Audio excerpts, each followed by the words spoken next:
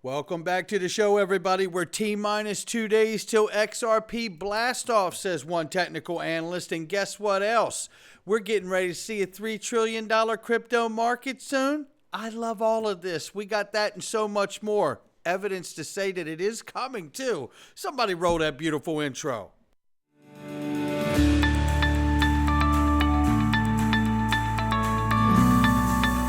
Digital Perspectives with Brad Kimes. Come on in.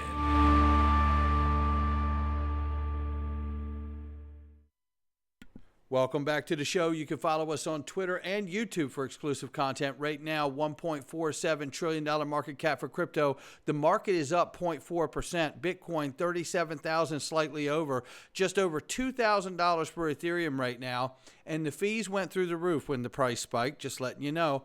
86.8 billion plus for Tether right now in the market cap, and 66 cents for XRP. We're off by 1.1 in the 24-hour, still up 2.7 on the 7-day. We'll keep an eye on it, and we're going to hear from technical analyst Crypto Insight UK before we get out of here. Look at the range of price between 65 and 68 cents, and again, off by 1.1.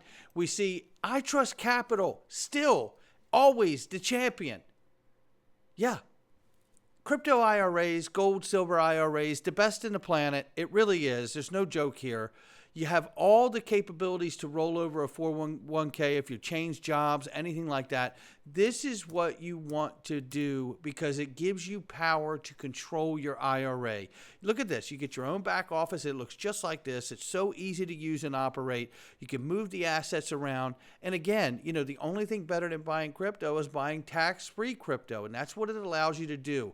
Empower yourself, prepare. Who doesn't want crypto at 59 and a half that you're not paying taxes on? I know I do. That's why I have it. Now let's take a look at this. U.S. Treasury bonds are not safe, ladies and gentlemen. And we go down into this here, and this goes all the way back to 2018, they say, but I just want to read this. The 10-year Treasury bonds have been worse investment than gold bullion this year, last year, the year before, and all the way back to 2018. And this isn't just a short-term phenomenon. 10-year Treasury bonds have failed to keep up with inflation since the spring of 2008, before the collapse of Lehman Brothers. They have effectively made you no money after inflation since 2003. Not one lost decade, but two back to back. This is a concern. Now, we just covered yesterday that the United States was downgraded to negative. You know, this is all writing on the wall. You know, people will still go out here and go, nah, I don't see the effects, you know. And as long as I don't see the effects, I'm just going to keep living the same way day to day. That's the real danger here. You know, or some people say, well, you know, I've got a little bit of money set aside in case things get a little crazy. That's cool. But the real way to prepare for moments like what I believe are coming is to not just have money set aside for bad times or down times, but to have enough money set aside to get you through the down times, but to also invest, to also have the liquidity set aside to make investments during that time, because that's what the richest people in the world do. It's not financial advice, but it is my digital perspectives, and I hope everybody has the ability to prepare. I want you to listen to this. This is Lynette Zang, who's amazing, and we love Lynette. She has such a passion and energy and obviously a lot of knowledge in this space. She's going to explain to you what has happened in this country with the U.S. dollar and inflation. It's very quick, but you need every single bit of it. Shout out to Lynette for this. What is fiat money and why are we on that system? Governments wanted to be able to tax you without going through legislation and making it visible to you. Inflation was baked into the currency. You had corporations that actually wanted to pay the workers less. But hey, if you're making $20 an hour, you're not going to settle for 10. Through inflation, if you can make that $20 spend like 10, the government gets that inflation tax without you realizing it, and corporations get to pay you that much less without you realizing it. That's what central banks bankers call price stability if you don't ask for more money. That's why central bankers want relatively low inflation rates, because then you just accept that money. But hey, in 1971, the average wage was $9,500 and one wage earner could support a family of four. Today, the average wage is something like $57,000 and you need two wage earners and you're paycheck to paycheck. Fiat money was invented for governments and corporations at the expense of the population. What is fiat money and why? I mean, that is the quickest 1 minute lesson right there about inflation and central banks. That it can't be any tighter of a segment. Shout out to Lynette for that. Now let's take a look at this, because we're seeing signs here from Will, who says for the first time in a year and a half, the 90-day change in stablecoin supplies just flipped positive, as you could see here, right? And says this means that we're finally seeing net capital inflows through stablecoins for the first time since the bear market began. So there is inflows moving in here, and it doesn't appear that it's just retail. And here's more evidence that we see that there are large institutions preparing for what is to come in the very near term. It's JP Morgan, as we know, has the JPM coin.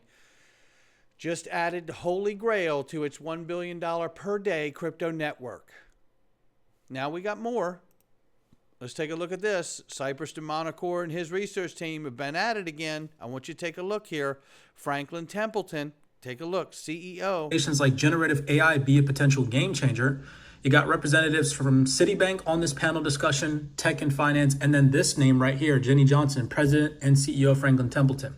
So 6 months ago, I want to take your attention to an interview that Jenny Johnson had with Danielle Dixon. And do you all remember she said this about blockchain and artificial intelligence? Start saving for retirement. So if they actually start doing it because they love the assets that they're doing, great.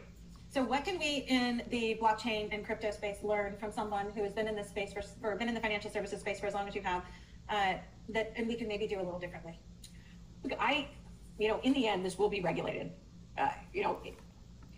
It's frustrating. There's not clarity. It's always hard to, if you're playing a game and you don't know what the rules are, that could be difficult. But I think we have to, work constructively with the regulators because it's coming, right? Because it's going to be the core to financial services. So I think that's one thing, because it's coming, right? Because it's going to be the core to financial services. It's going to be the core for financial services. See, this goes back to what we're seeing in the traditional markets, the dollar, the bonds, all of this. And then understanding that, like the CEO, Jenny here from Franklin Templeton, telling you this is going to be the core of financial services. This is why I'm into real world asset tokenization and projects that help support that transition into where we're going. This is also where I find my confidence day to day when I'm questioning the market conditions and the crypto winter that we've been in for almost 5 years. Because I understand that as long as I see entities like Franklin Templeton, JP Morgan, and CEOs like this making these remarks, they're doing exactly what I said. They're not like buckling down, pinching pennies and not spending. They are building. They are preparing. They're building the market infrastructure, the products, the tokenization. It's all being prepared. So when regulation comes, they don't still have to do the work.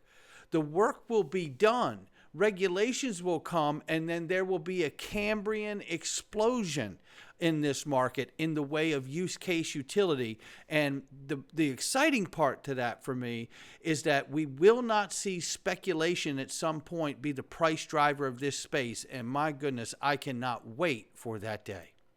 Then we see this here to speak to this. This is Forbes article that came out a couple days ago. XRP braces for imminent watershed moment with potential 300% surge, according to Billy Bromwell, I believe it is. Forbes contributor. It is a $3 trillion watershed moment. He believes it could propel XRP to new heights, causing a price panic in the market. And you know what? Why wouldn't it? XRP is designed for the moments that I just shared with you, just like Stellar is and Franklin Templeton on Stellar. And in fact, Stellar, XLM, is the sister of XRP and Ripple. That's where Jed McCaleb came from, the creator of the XRP ledger, co-creator with David Schwartz and Arthur Brito. And now we see this all coming together. There is going to come a moment, and I believe the reason I'm really showing you the U.S. bonds are in trouble is because I firmly believe that the United States, when they decide to act on a central bank digital currency, there's a greater chance that it ends up being a wholesale CBDC. And there's an opportunity there to introduce the new wholesale CBDC and a new tokenized bond to go along with it. You could repatriate all the worthless bonds that I just showed you today into the new bond, issue the new bonds and CBDCs, and as you're doing that, what is really taking place is you're tokenizing the debt and putting it on the ledger. That's the process. We'll see what happens, but it would make sense to me that if they did that. Now, coming up soon, we're going to see Ripple. They're a platinum sponsor at the Singapore FinTech Festival. So there you have that. That's coming up. And obviously, keep your eyes out for XRP Las Vegas 2024, ladies and gentlemen. And know this, if you join the Patreon, there will be a discount for XRP LV24 in there for people who join the Patreon, which costs almost next to nothing. And there's incredible content in there as well. We're going to hear about that before we leave. But real estate developer in Dubai is accepting XRP. This is the kind of stuff that's happening around the world because there's no confusion here. This is a reminder about HSBC becomes the first bank in the world to offer tokenized gold.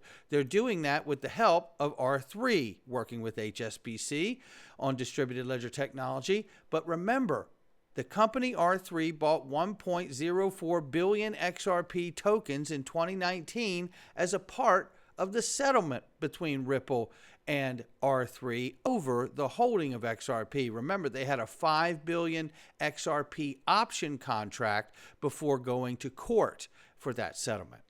Then we see this, XRP Blast Off T-minus 2 days. What? I'm loving this. Bring it on. And what he's talking about here is the fact that we could do this again and see it target ranging up around 90 cents, maybe more, maybe a little under. But this is what we're looking at here, and this is what he's been paying attention to.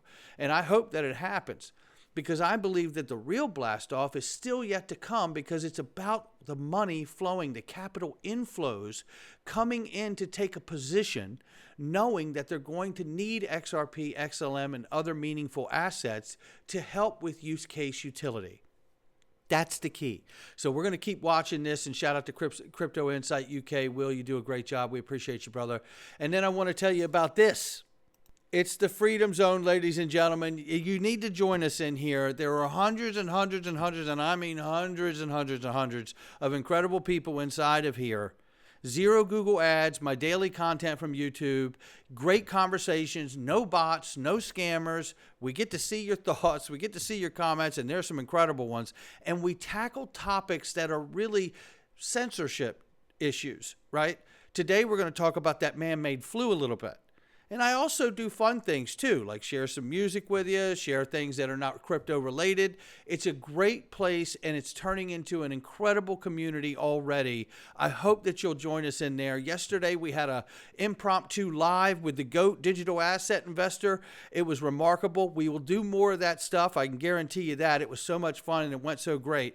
But make sure you click the link and join us inside of there because this is the real conversation that's happening and you're going to want to be a part of it. We're also tackling today the World Economic Forum, and they're combining brainwave activity, software, and surveillance technology.